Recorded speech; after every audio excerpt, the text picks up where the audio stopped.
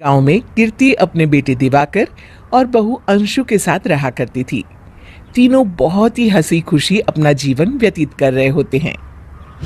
अरे बहू, आज खाना मैं बना देती हूँ। नहीं माँ जी, आप क्यों तकलीफ कर रही हैं? आप आराम कीजिए, खाना मैं ही बनाऊंगी। कितनी अच्छी बहू मिली है मुझे। भगवान ऐसी बहू सबको दे। सब कुछ ठीक चल रहा होता है कि एक दिन गलती से अंशु हंसने वाली दवा खा लेती है। बस उस दिन से सब कुछ बदल जाता है।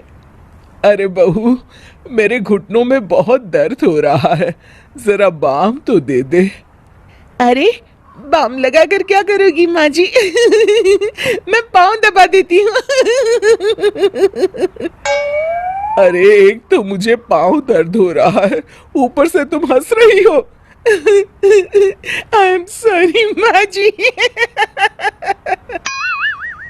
अरे फिर से हंस रही है। जा तू मेरे कमरे से, मुझे तुझसे बात नहीं करनी। हे भगवान, ये क्या हो गया? अब माँ जी क्या सोचेगी? 2 दिन बाद कीर्ति घर में किटी पार्टी रखती है। उसकी सभी सहेलियां घर आने वाली होती हैं। अरे बहू, मेरी कुछ सहेलियां आज दोपहर को घर आने वाली है। आज कुछ खाने में अच्छा सा बनाना। सहेलियां? क्यों? मेरी सहेलियां नहीं हो सकती क्या? तुम फिर से हंस रही हो। नहीं माँ जी, मैं हंस नहीं रही हूँ। अरे फिर से हंस रही हो और बोल रही हो कि हंस नहीं रही। नहीं माँ जी, मैं तो तुम जाओ मेरे सामने से और किचन का काम कर लो, जाओ। दोपहर को कीर्ति की सभी दोस्त खाने पर आ जाती हैं। अरे वाह, घर तो बहुत सुंदर सजाया है कीर्ति। अरे मैंने कहा, ये सब तो मेरी बहू का कमाल है। अरे वाह, बड़ी गुनी है तुम्हारी बहू तो। हाँ हाँ, खाना भी अच्छा बनाया है। हाँ, बहुत ही गुनी है। तो हमको नहीं मिलवाओगी क्या, या छुपा कर रखोगी अपनी हीरे जैसी बहू को? अरे नहीं नहीं, अभी बुलाती हूँ। अंशु, ओ अंशु, बहू रानी। अंशु बाहर आती है। जी माँ जी। बहू, ये सब मेरी सहेलियां हैं, मिलो सबसे। नमस्ते आंटी। नमस्ते बेटा, बहू तो बहुत अच्छी मिली है तुमको। किस्मत वाली हो तुम। किस्मत वाली? अरे क्या हुआ? हंस क्यों रही हो? नहीं नहीं, मैं हंस नहीं रही हूँ। तभी अचानक सांची के हाथ से चम्मच छूट जाता है और उसका कुर्ता गंदा हो जाता है। अंशु फिर से हंसने लगती है।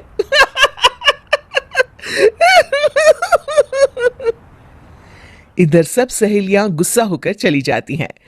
कीर्ति भी नाराज होकर अपने कमरे में चली जाती है। हे भगवान, ये मैंने क्या कर डाला? इस तरह से तो माँ जी और उनकी सहेलियां नाराज हो गई। अगले दिन। बहू, ओ बहू, किधर हो? जी माँ जी। जल्दी से मेरे साथ चलो। पड़ोस वाले शर्मा जी की हार्ट अटैक से मौत हो गई है, उनके घर बैठक के लिए जाना है। अंशु तैयार होकर आ जाती है। थोड़ी देर में दोनों शर्मा जी के घर पहुंच जाती हैं। वहां पर सब रो रहे होते हैं। कीर्ति शर्मा जी की बीवी के पास बैठकर उन्हें सांत्वना देने लगती है। बड़े अच्छे इंसान थे मेरे पति। अच्छा। तुम हंस क्यों रही हो? वो अच्छे थे। हाँ हाँ, बहुत अच्छे थे अंकल। अरे अंशु, हंस मत। माँ जी, मैं हंस नहीं रही। मैं तो आंटी जी को बस दिलासा दे रही थी। सब औरतें अंशु की इस हरकत से हैरान हो जाती हैं। कीर्ति भी बहुत शर्मिंदा होती है और वो अंशु को लेकर फटाफट घर लौट आती है। अंशु, क्या हो गया है तुझे? हंस क्यों रही थी तू वहां पर? नहीं माँ जी, मैं तो बस अरे तू फिर से हंस दी। जा तू अपने कमरे में, मुझे तो तुझसे बात ही नहीं करनी। मेरा बेटा ही तुझसे बात करेगा अब।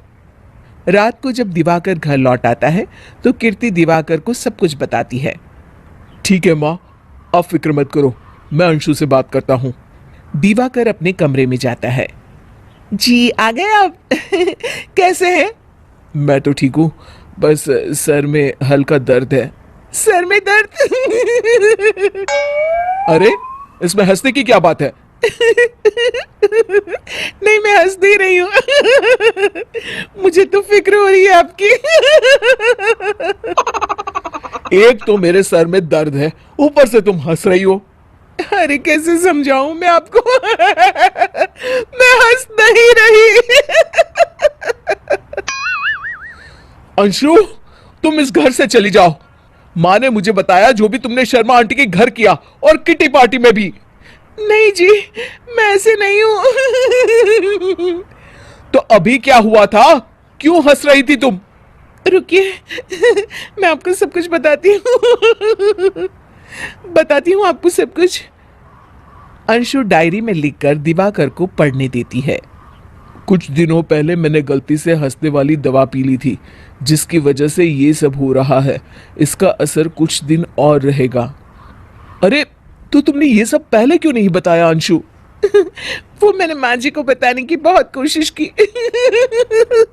मगर उन्होंने सुना ही नहीं। अरे ठीक है, मगर वादा करो जब तक दवाई का असर ठीक नहीं हो जाता तुम घर से बाहर नहीं जाओगी। नहीं जाऊंगी।